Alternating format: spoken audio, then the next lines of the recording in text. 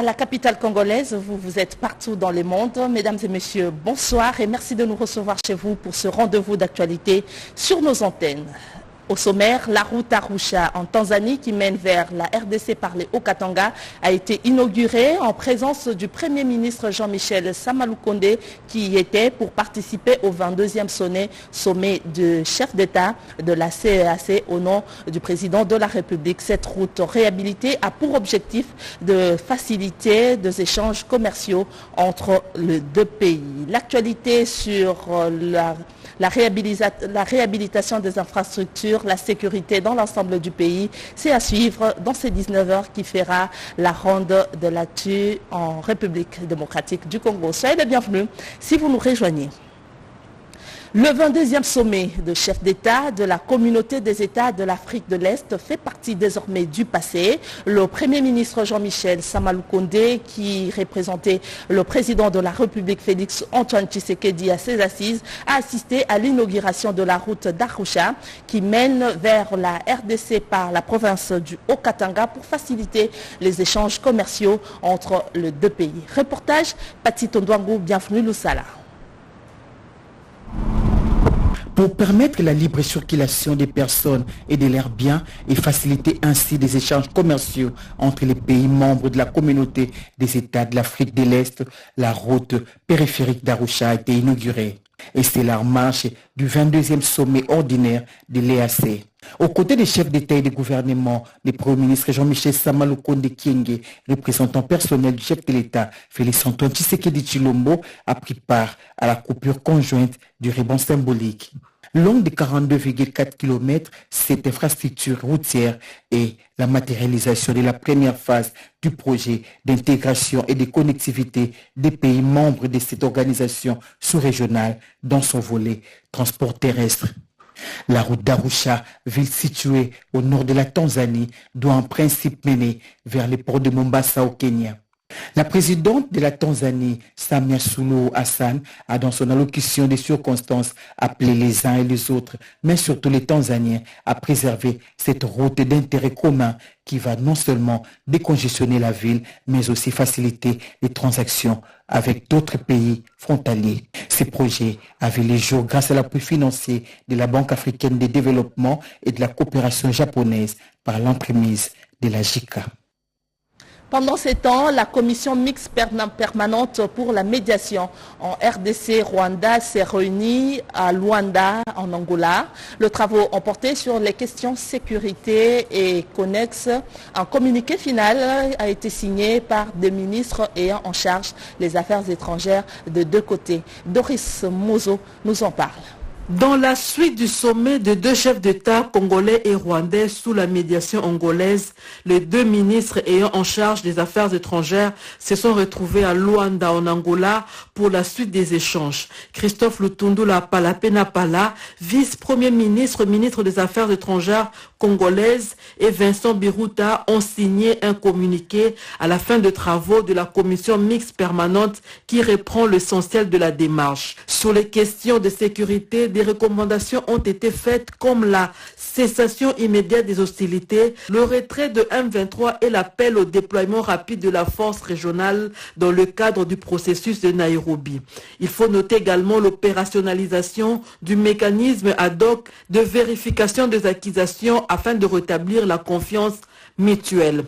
Des questions annexes ont aussi fait partie des discussions, notamment sur le commerce. Les deux parties ont convenu de travailler à la facilitation des échanges commerciaux.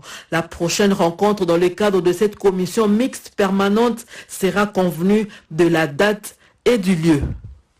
Revenons au pays pour parler de la sécurité avec les opérations militaires menées en Ituri par les FARDC pour traquer les forces négatives en Ituri. Plusieurs groupes armés s'y rendent. Le gouvernement provincial a lancé la campagne du programme de désarmement et démobilisation pour une réinsertion sociale. Après la nomination des animateurs du programme de désarmement, démobilisation, relèvement communautaire et stabilisation, PDDRCS à Ituri, les différents partenaires affluent le bureau de la coordination provinciale du programme pour exprimer chacun le degré de sa contribution en vue d'aider le programme à atteindre ses objectifs. C'est le cas de Madame Anna, chef de la section DDR au sein de la MONUSCO en mission à Ituri, venue présenter ses civilités aux animateurs du programme et en même temps exprimer la réelle volonté de la section DDR MONUSCO d'accompagner le programme en finançant quelques projets. Enthousiasmé par ces décrets de collaboration, le coordonnateur provincial de PDDRCS Ituri, Willy Abibou Sebou, reconnaît ici les degrés de l'apport de la MONUSCO au programme. Comme vous le savez bien que la MONUSCO, c'est le partenaire de taille du gouvernement congolais. Donc je pense qu'au niveau de la coordination provinciale, nous allons travailler en collaboration avec la MONUSCO qui accepte de nous accompagner, de nous appuyer dans les différentes activités que nous aurons à mettre en place. Ils se disent être disposés à nous accompagner dans le cadre des sensibilisations lorsqu'il y aura des missions de terrain. Signalons que l'effectivité du programme de désarmement, démobilisation, relèvement communautaire et stabilisation, PDDRCS Ituri, reste une attente exprimée par plusieurs opinions dans notre province en vue de pacifier l'Ituri. Au Nord Kivu, la police de cette partie du pays travaille efficacement pour la restauration de la paix et la sécurisation de la population. Un autre groupe criminel a été arrêté cette fois-ci à Saké. C'était aussi dans les cas de kidnapping au niveau de Kimoka-Saké. 5 criminels et kidnappeurs qui mettaient en mal la population sur l'axe Saké-Massissi ont été présentés ce mercredi 20 juillet par la police au gouverneur du Nord Kivu, le lieutenant-général Constant Dimakanga. Il s'agit de Kanané, un criminel kidnappeur repris de justice, plusieurs fois arrêté, Chukuru, cité dans deux cas de kidnapping à Kimoka, à Saké. Le troisième, c'est Luanda, petit frère du fameux Mauziko, lynché par la population le dimanche dernier. Il était chargé de retrait de rançon. Mupenzi, réputé criminel à Malehe, qui a assassiné sa femme et une autre dame. Enfin, Sadiki Kataka, criminel au niveau de Saké, prétendait être président de la jeunesse, cité dans de nombreux cas de kidnapping et autres crimes perpétrés dans la contrée. Le travail abattu par les éléments de l'ordre a été salué par l'autorité provinciale. Constant Dima promet que chaque criminel sera traqué jusqu'à son dernier retranchement. Ils ont été acheminés à la justice pour répondre de leurs actes. La ministre de portefeuille, organisatrice de la journée de prière pour le soutien aux forces armées de la RDC engagées au front, a aujourd'hui reçu une délégation de hommes de Dieu dans son cabinet. Autre détail avec Angèle Mabiala.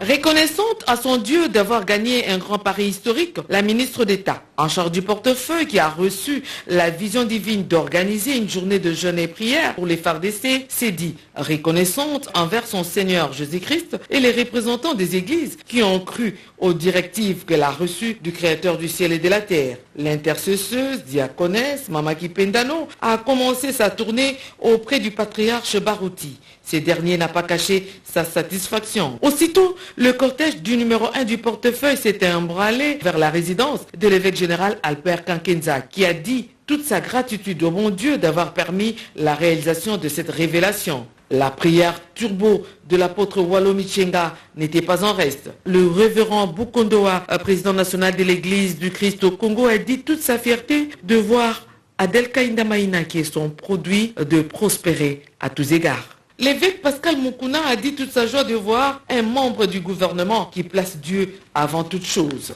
Pour l'apôtre Léopold Mutombo, cet exploit, le tout premier, réalisé au stade des Martyrs, est un pas de géant qui restera gravé dans les annales de l'histoire. Bishop Ebe Koutino a félicité une dame qui a osé et qui a réussi. Ceci lui vaut des congratulations. Quant au général Sonny Kafuta Rockman, la prière du dimanche 17 juillet 2022 a bougé le trône divin. Le prophète Condé appelle les chrétiennes et chrétiens à continuer à œuvrer pour que la paix soit restaurée sur toute l'étendue du territoire national. Le pasteur Godin Poissé dit l'homme le plus heureux de voir que les Quinoises et Quinois se soient mobilisés comme un seul homme pour bouter l'ennemi hors de notre pays. L'évêque général Dodo Kamba s'est réjoui de la mobilisation réussie. Si les uns s'appuient sur les chars, la princesse Adel Kainda Maïna préfère se prosterner devant le ressuscité du 3e jour pour que le miracle et les prodiges s'opèrent dans la partie est du pays. Cette fervente chrétienne a la conviction d'avoir gagné le grand chelem.